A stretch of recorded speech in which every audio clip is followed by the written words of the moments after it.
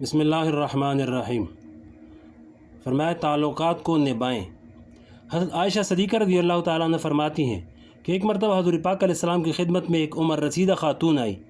حضور پاک علیہ السلام نے ان کا بڑا اکرام اور استقبال کیا، ان کو عزت کے ساتھ بیٹھایا، ان کی بڑی خاطر و تواضع کی اور ان کی خیریت دریافت کی۔ جب وہ خاتون چلی گئی تو حضرت عائشہ رضی اللہ نے پوچھا، یا رسول اللہ، آپ نے ان خاتون کے لیے بہت اکرام اور اہتمام فرمایا، یہ کون خاتون تھی؟ جواب میں حضور پاک علیہ السلام نے فرمایا، یہ خاتون اس وقت ہمارے گھر آیا کرتی تھی جب حضرت خدیجہ رضی اللہ زندہ تھی۔ حضرت خدیجہ رضی اللہ تعالیٰ عنہ سے ان کا تعلق تھا، گویا کہ یہ ان کی سہیلی تھی، اس لیے میں نے ان کا اکرام کیا۔ پھر فرمایا،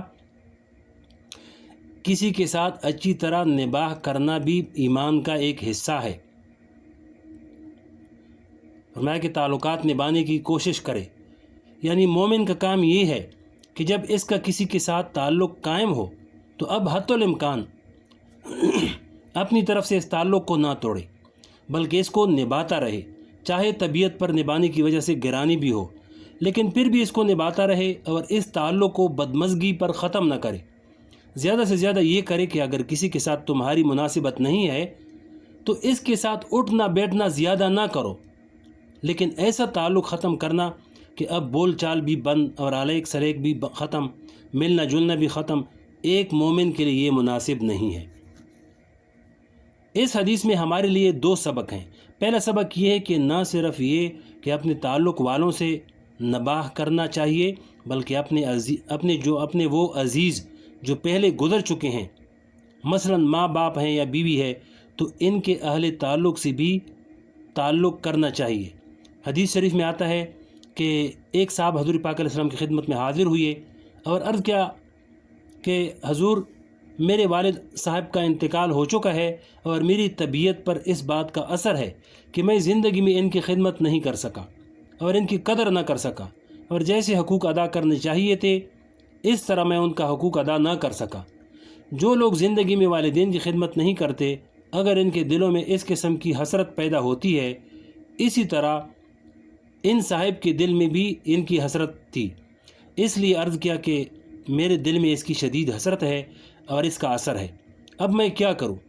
جواب میں حضور پاک علیہ السلام نے فرمایا کہ اب تم یہ کرو کہ تمہارے والد کے جو دوست احباب ہیں اور جو ان کے تعلق والے اور ان کے قرابت دار ہیں، تم ان کے ساتھ اچھا سلوک کرو۔ اس کے نتیجے میں تمہارے والد کی روح خوش ہوگی، اور تم نے اپنے والد کے اکرام اور حسن سلوک میں جو کوتاہی کی ہے، انشاءاللہ تعالیٰ کسی نہ کسی درجے میں اس کی تلافی فرما دیں گے۔ لہذا والدین اور اہل تعلقات کے انتقال کے بعد ان کے اہل تعلقات سے نباہ کرنا اور ان کے ساتھ اچھا سلوک کرنا اور ان سے ملتے جلتے رہنا، یہ بھی ایمان کا ایک حصہ ہے۔ یہ نہیں کہ جو آدمی مر گیا تو وہ اپنے اہل تعلقات کو بھی ساتھ لے گیا، بلکہ اس کے اہل تعلقات تو دنیا میں موجود ہیں، تم ان کے ساتھ حسن سلوک کرو، انہیں اچھا سلوک کرو۔ دیکھیے، حضرت خدیجہ رضی اللہ تعالیٰ عنہ کا انتقال ہوئے بہت عرصہ گزر چکا تھا، لیکن اس کے باوجود حضور پاک علیہ السلام نے ان خاتون کا اکرام فرمایا۔ اس کے علاوہ بعض احادیث میں آتا ہے کہ آپ حضرت خدیجہ رضی اللہ تعالیٰ عنہ کی سہیلیوں کے پاس ہدیے تحفے بھیجا کرتے تھے، صرف اس وجہ سے کہ ان کا تعلق حضرت خدیجہ رضی اللہ تعالیٰ عنہ سے تھا اور یہ ان کی سہیلیاں تھیں۔ فرمایا کہ تعلق نبھانا سنت ہے۔ اس حدیث میں دوسرا سبق یہ ہے،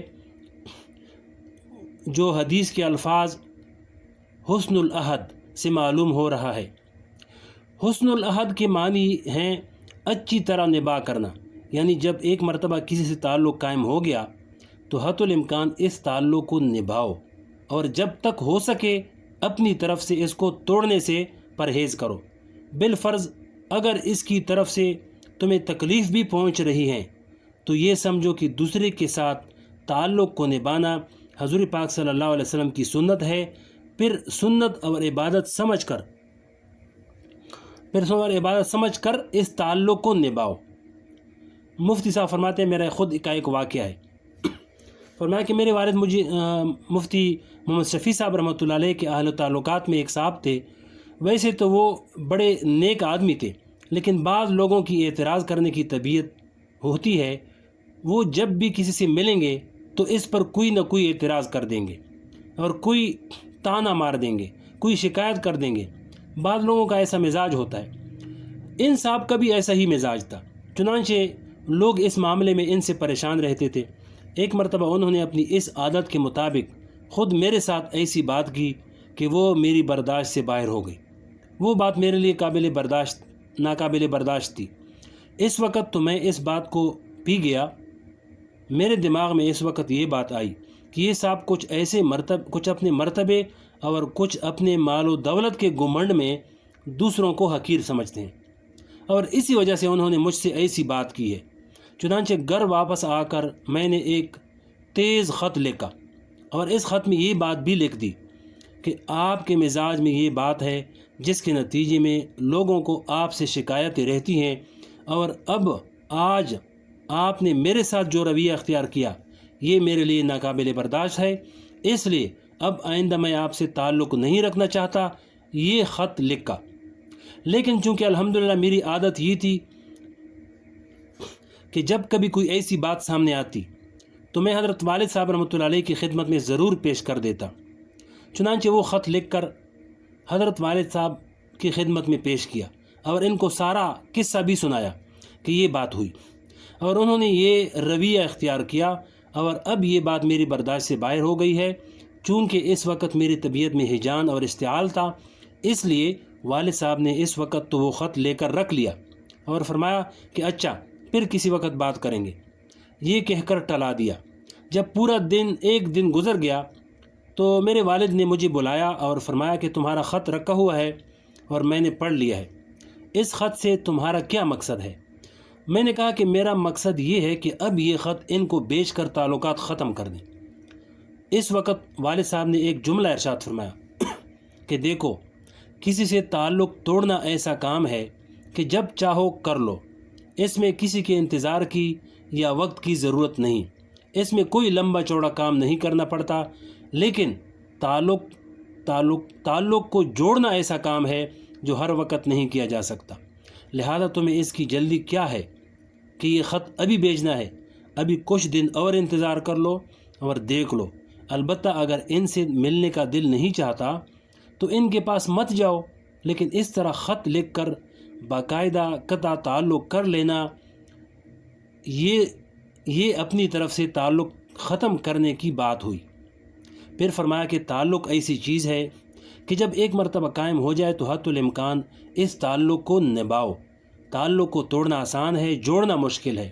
اگر تمہاری طبیعت ان کے ساتھ نہیں ملتی تو یہ ضروری نہیں کہ تم صبح و شام ان کے پاس جایا کرو، بلکہ طبیعت نہیں ملتی تو مت جاؤ، لیکن جب تعلق قائم ہے تو اپنی طرف سے تعلق کرنے کی کوشش نہ کرو، تعلق کاٹنے کی کوشش نہ کرو۔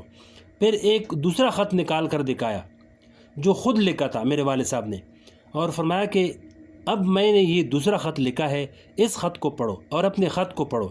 تمہارا خط تعلقات کو ختم کرنے والا ہے، اور میرا خط پڑھو۔ میرے خط کے اندر بھی شکایت کا اظہار ہو گیا، اور یہ بات بھی اس میں آ گئی کہ ان کا یہ طریقہ اور رویہ تمہیں ناگوار ہوا۔ معاملے کی بات پوری آ گئی، لیکن اس خط نے تعلقات کو ختم نہیں کیا۔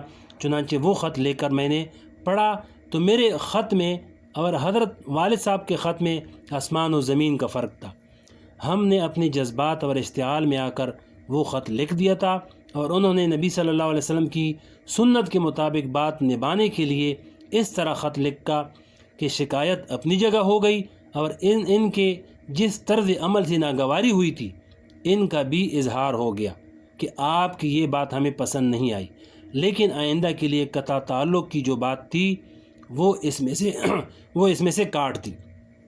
پھر فرمایا کہ دیکھو، یہ پرانے تعلقات ہیں، اور ان صاحب سے تعلق میرا اپنا ذاتی تعلق نہیں ہے، بلکہ ہمارے والد صاحب کے وقت سے یہ تعلق چلا آ رہا ہے۔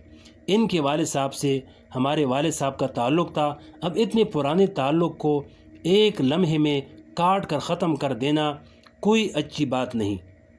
بہرحال حضرت والد صاحب نے یہ جملہ جو ارشاد فرمایا کہ تعلقات کو توڑنا آسان ہے، جوڑنا مشکل ہے، یہ ایسا جملہ فرما دیا کہ آج یہ جملہ دل پر نقش ہے۔ ایک عمارت کھڑی ہوئی ہے، اس عمارت کو کلہاڑے سے ڈھا دو، وہ عمارت 2 دن کے اندر ختم ہو جائے گی، لیکن جب تعمیر کرنے لگو گے تو اس میں کئی سال خرچ ہو جائیں گے۔ لہذا کوئی بھی تعلق ہو، اس کو توڑنا آسان ہے، جوڑنا مشکل ہے۔ اس لیے تعلق توڑنے کے لیے پہلے 1000 مرتبہ سوچو، اس لیے کہ حضور پاک صلی اللہ علیہ وسلم نے فرمایا ان الحسن العہد من الایمان، یعنی اچھی طرح تعلق نبھاؤ کرنا یہ ایمان کا تقاضا ہے۔ اللہ پاک ہمیں عمل کرنے کی توفیق نصیب فرمائے۔